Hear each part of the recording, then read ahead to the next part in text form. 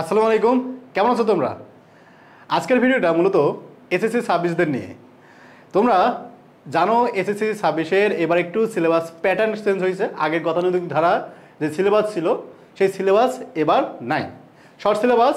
এবং তোমরা এটাও জানো যে পরীক্ষার মানবন্টনে কিঞ্চিত পরিবর্তন করা হয়েছে। দেখো, পরীক্ষার মানবন্টনে যে পরিবর্তনটা হয়েছে আমি তোমাদের আজকে সেটুকু জানানোর চেষ্টা করছি।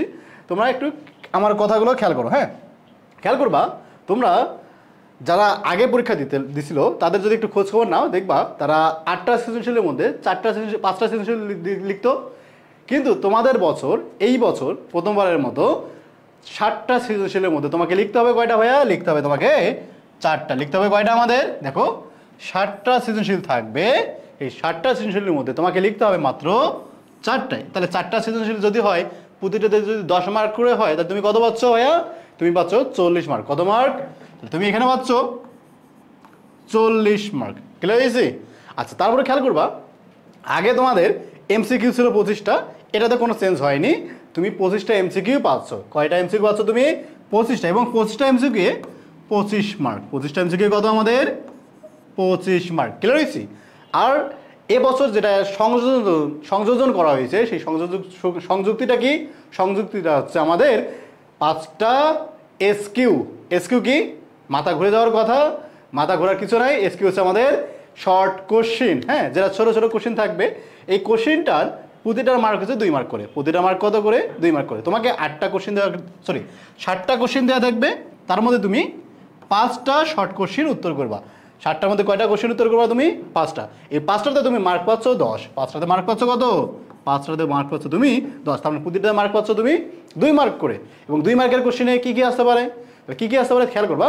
তুমি আগে খ নাম্বারে কিছু কোশ্চিন করতে না, খ নাম্বারের জন্য সৃজনশীল যখন করছো, তা তুমি ধারণা থাকার কথা খ নাম্বারে কিছু কোশ্চিন থাকে, চিন্তা করে লিখতে হয়, ভাবতে হয়, এবং সাথে কিছু ম্যাথ থাকতে পারে। বুঝতে পারছো? তার মানে তুমি খ নাম্বারের জন্য যা প্রিপারেশন নিয়েছিলা সেই প্রিপারেশনগুলো এখানেও দিতে হবে।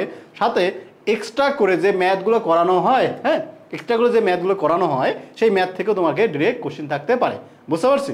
আচ্ছা, এই ছিল আমাদের দেখো 75 নাম্বার। হ্যাঁ, কিন্তু পরীক্ষা তো ভাই 100 নাম্বারের। আর 25 নাম্বার কই? আর 25 নাম্বার তোমাদের জন্য বোনাস। যদি পরীক্ষা দাও, বসো, আর যদি প্র্যাকটিক্যাল থাকে, প্র্যাকটিক্যাল থেকে 25 নাম্বার পাবা। বুঝতে পারছি? তারপর কত হলো তোমার?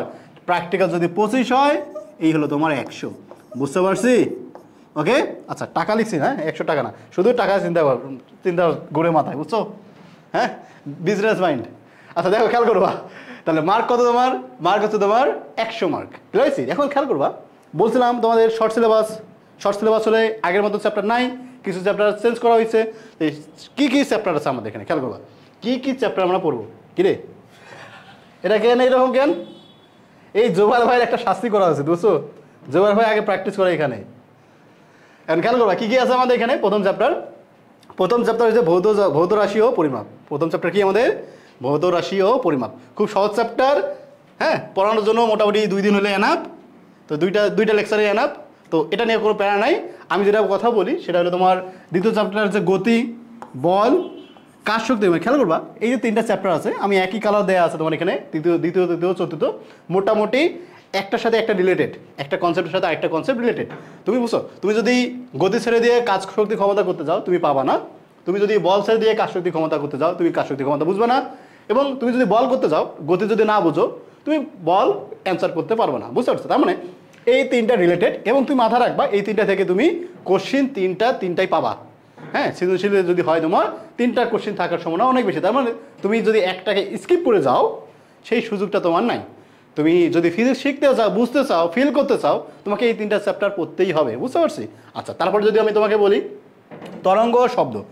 দেখো, তরঙ্গ শব্দ এই চ্যাপ্টার যদি তুমি পড়ো, মোটামুটি তুমি এখানে একটু গতির সাথে রিলেটেড পাবা, তবে মোটামুটি তুমি বলতে পারো একটু ব্যতিক্রম। হ্যাঁ, এবং তোমাদের যে সিলেবাস দিছে, আমি এই বছর দেখলাম সিলেবাসের, শর্ট সিলেবাসের মধ্যে এখানে একটু থিওরি কম, ম্যাথমেটিক্যাল টার্ম বেশি। তো ম্যাথ বেশি প্র্যাকটিস করতে হয় একটা চ্যাপ্টারেই। সেই চ্যাপ্টারটা হচ্ছে আমাদের শব্দ তরঙ্গ। তোমাকে ম্যাথ অনেক প্র্যাকটিস করতে হবে। ম্যাথ যদি প্র্যাকটিস না করো, এই চ্যাপ্টারে তুমি ভালো মার্কস তুলতে পাবা না। বুঝতে পারছি? আচ্ছা, তারপরে যদি আমি বলি, এবং এখান থেকে একটা সৃজনশীল কিন্তু তুমি পাবা। দেখো, আমি তোমাকে সৃজনশীল মানে কোশ্চিন ফাঁস করে দিচ্ছি। দেখো, বোর্ডের কোশ্চিনই ফাঁস হয়ে যাচ্ছে। একটা তোমার এখান থেকে 3টা, এখান থেকে একটা মাস্ট। তার মানে 4টা থেকে 4টা কোশ্চিন তুমি পাচ্ছ। যদি তুমি এভাবে প্রিপারেশন নাও, মোটামুটি 4টা কোশ্চেনই পাচ্ছ। খেয়াল হয়েছে? আবার খেয়াল করবা আলোর প্রতিফলন। আলোর প্রতিফলন তো ভাই মজার চ্যাপ্টার। ওই যে তোমার 8টা চিত্র যদি শিখতে হবে, যদি তোমরা পড়ে থাকো তাহলে জানার কথা, যদি না জানো সমস্যা নাই, আমরা ক্লাসে জানাই দেবো, সমস্যা নেই, আমরা ক্লাসে ইন ডিটেলস তোমাদের সাথে আলোচনা করবো এগুলো নিয়ে। ক্লিয়ার হয়েছি? তারপর কি আছে আমাদের স্থির বিদ্যুৎ। আমার মনে হয় তোমাদের সব থেকে একটা মজার চ্যাপ্টার পাবা তুমি স্থির বিদ্যুৎ। হ্যাঁ, ফিজিক্সের ডিপ কনসেপ্ট নিয়ে বোঝার বা সুযোগ, তুমি যে কিছুদিন পর কলেজে উঠবা, পরীক্ষা দেওয়ার পরে তোমাদের স্বপ্ন থাকবে কলেজে থাকবা, আর যদি কলেজে সায়েন্স থাকে, আর যদি ফিল করতে চাও স্থির তড়িৎ ছাড়া তোমার কলেজ লাইফ খুব একটা ভালো কাটবে না, তার মানে তোমাকে এখানে বেসিক ক্লিয়ার করে যাইতে হবে। বুঝতে পারছি? যাই হোক, আশা করি সিলেবাস এবং তোমার যে মান বন্টন আছে সেই মান বন্টন সঙ্গে আমি তোমাদের ধারণা দিতে পারছি। তোমার সুস্থ থাকো, সুন্দর থাকো, দেখা হবে, খোদা হাফেজ।